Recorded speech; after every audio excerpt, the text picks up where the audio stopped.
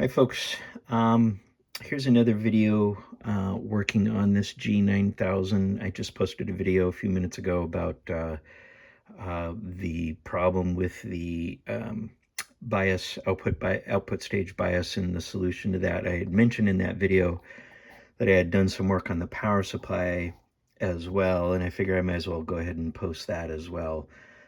I need to do, as I do more of these, I'm going to try and be better at doing before and afters. I usually do all the work and then say, oh, that was interesting. I should maybe make a video of that. Well, I got to get better at doing kind of before and after.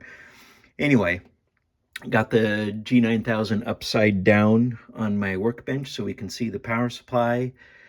As you can see, I've recapped almost all of the power supply capacitors. I mean, recap the whole unit. Um, it's noteworthy that in theory, this is a DC coupled amplifier system, so there shouldn't be any capacitors in the signal chain. And because of that, you're really not going to have any sort of drastic sound change by recapping this. For the most part, I mean, there probably are a few caps in the signal chain. I really haven't studied the schematic. I just looked at the caps and replaced them. For the most part, recapping on a unit like this is really just about reliability. All of these caps are very old. The vast majority of the caps are power supply capacitors scattered around all of the different boards. There are probably a few signal capacitors. I know there were a few on the phono board, and I think a few on the preamp, but I don't remember. So is it truly DC coupled? I think the amplifier itself is, but I think the preamp has a few caps in the signal path. Anyway, I digress. That's not the point. I did more or less fully recap everything, more as a stability, not stability, more as a reliability, because any of those power supply caps, all around any of those short out or die, you still have a problem. Anyway, you can see on this board I've replaced almost all of the power supply caps. The only ones I didn't replace were a couple of these bipolars because I just didn't have any bipolars in stock. So I left those. These are part of the meter circuit anyway. So I mean, if they go bad, the meter doesn't work right, and that's easily fixed. But any of these power supply caps go bad, and you could have a serious problem blowing out the transformer or other really bad things. So it's a good idea to replace those. So I have all nice Vichet 105 degrees C capacitors in there.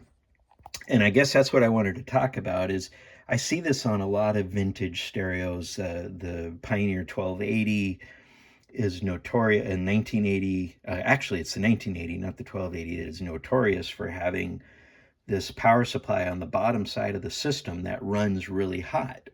It's got a bunch of hot transistors. It's got a bunch of hot resistors, and heat rises. And so when this board is upside down or right side up, however, depending on your perspective, that heat just goes into the board and eventually just bakes it to death. And this 9000 really wasn't any different. So where you see all these white wires, there used to be a big fat resistor in that hole and two more big fat resistors in those two holes, and you can see how they've darkened the board and are starting to break down the board.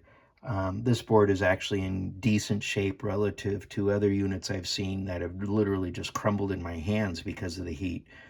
But I decided, and I try to do that with all of these repairs that I do, is to just, try to be smart about, hey, what's going to help preserve the life and longevity of these things. And so one of the simple things I do is, if I can, and it's easy to do, I'm going to remove those hot resistors and I'm going to put them somewhere safer. So that's what I did here is I found an old terminal strip, took all of those hot resistors, moved them off board and just out here floating in space in this system. And those things get really hot. And I just wired them through those white wires back to their location on the board. And what that's going to do is just dramatically reduce the heat collecting in that board.